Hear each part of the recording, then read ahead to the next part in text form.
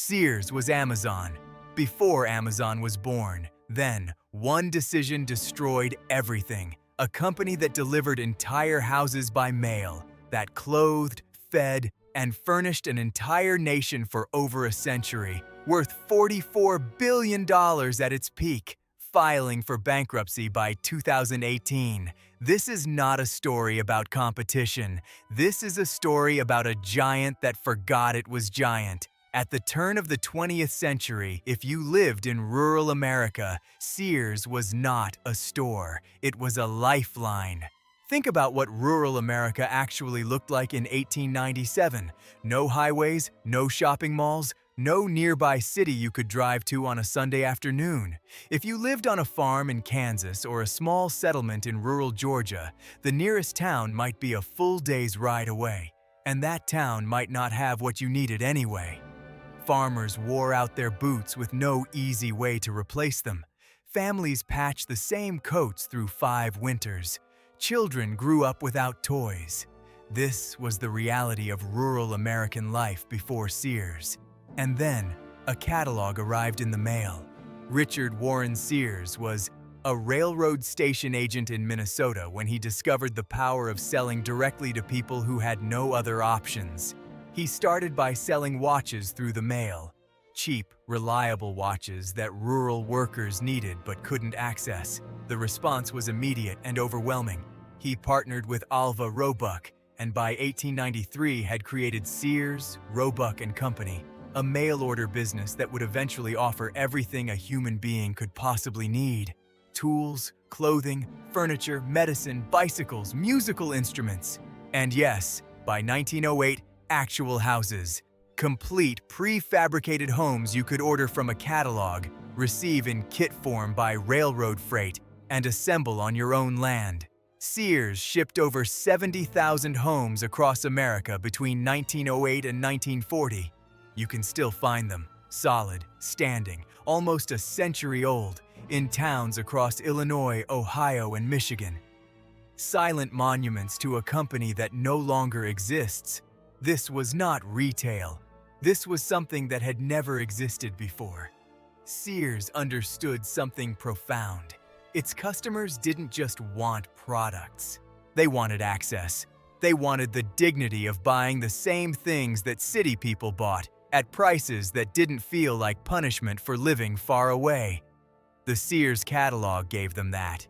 It was over 500 pages long. Families kept it for years. Children drew in the margins. It was called the Wish Book, a document of possibility. Proof that the American promise of abundance applied to you too, even if you lived 40 miles from the nearest paved road. By the mid-20th century, Sears evolved with America itself. As the country built highways and suburban sprawl replaced rural isolation, Sears moved from catalogs into physical stores anchored in the new American shopping malls, and they dominated those malls the same way they had dominated the mailbox. At its peak in the 1970s, Sears was the largest retailer in the United States, not by a small margin, but by an enormous one.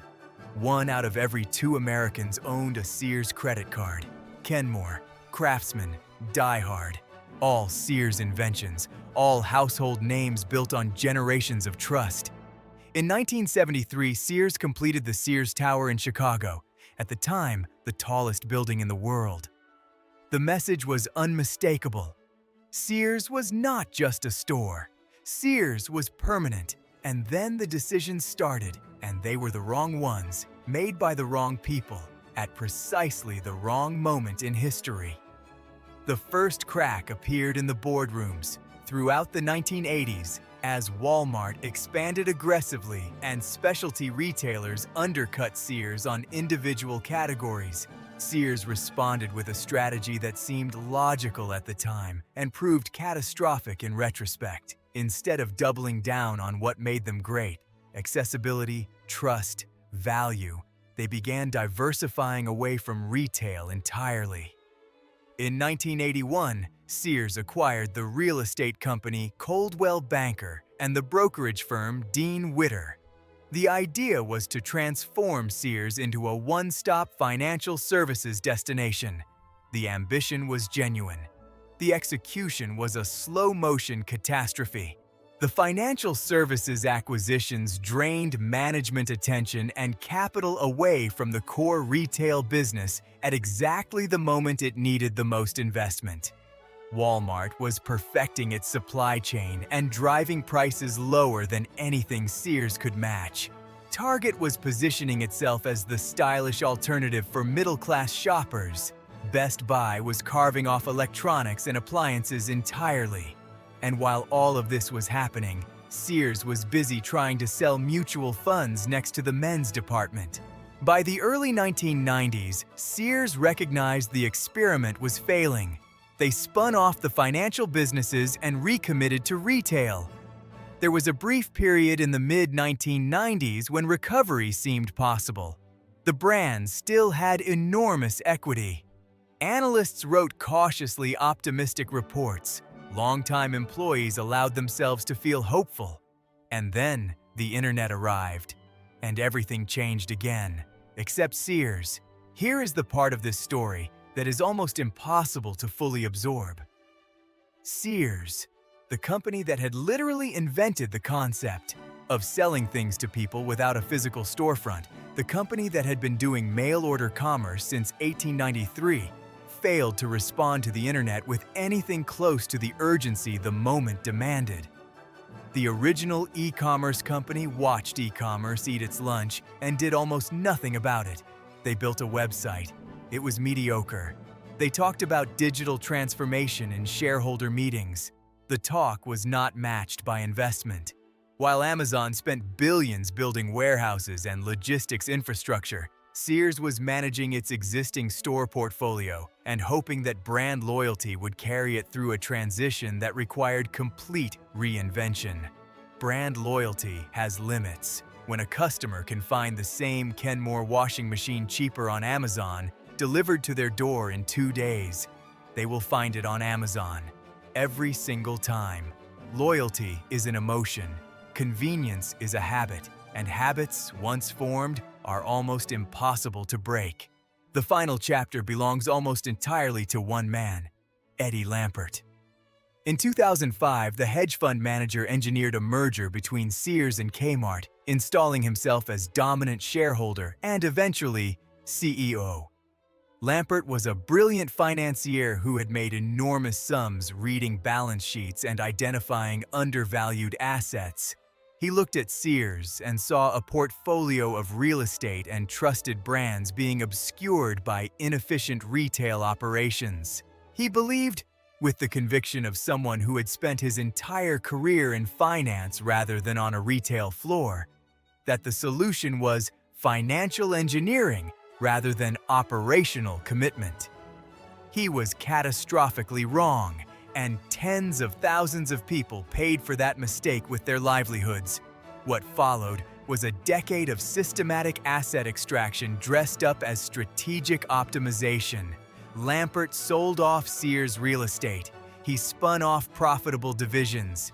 He separated the Land's End clothing brand. He licensed the Craftsman brand to Stanley Black & Decker. He created an internal system where different business units competed against each other for resources, which sounds innovative in a business school case study and works devastatingly against cohesion in practice. Store managers stopped cooperating. Departments stopped sharing data. The company that had once functioned as a single unified organism began behaving like a collection of rival factions. Each transaction had a certain financial logic in isolation. Collectively, they amounted to dismantling the company piece by piece. Store maintenance budgets were slashed. Staff levels fell so dramatically that customers routinely wandered Sears floors for 15 minutes without finding anyone to help them. Darker lighting, emptier shelves, fitting rooms with broken locks, parking lots full of cracks that nobody filled. The customers who had remained loyal began leaving, not because they stopped loving what Sears had once represented, but because the store in front of them no longer resembled the store they had loved. The brand promised quality. The experience delivered neglect.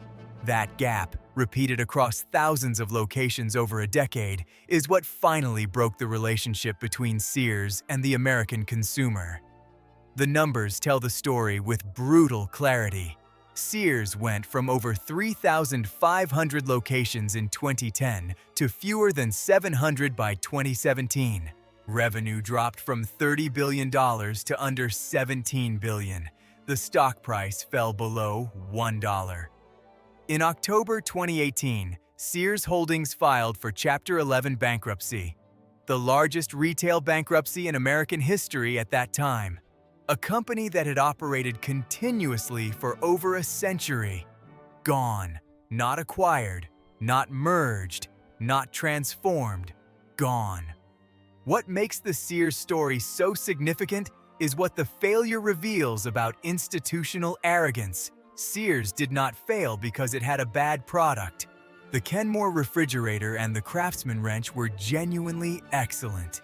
It did not fail because its customers stopped needing what it sold. People still buy washing machines and work boots and power drills every single day. It failed because the people entrusted with its future chose, consciously, repeatedly, to prioritize financial cleverness over genuine commitment to the customer. Every single time Sears faced a strategic crossroads, it chose the path that required less courage, and every single time that choice cost more than the previous one.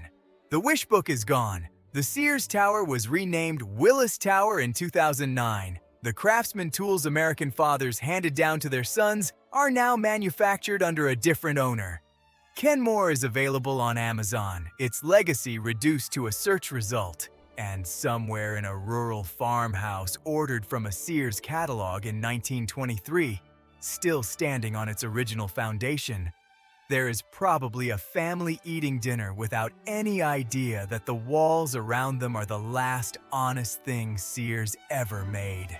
That is what 100 years of trust looks like when it is finally spent.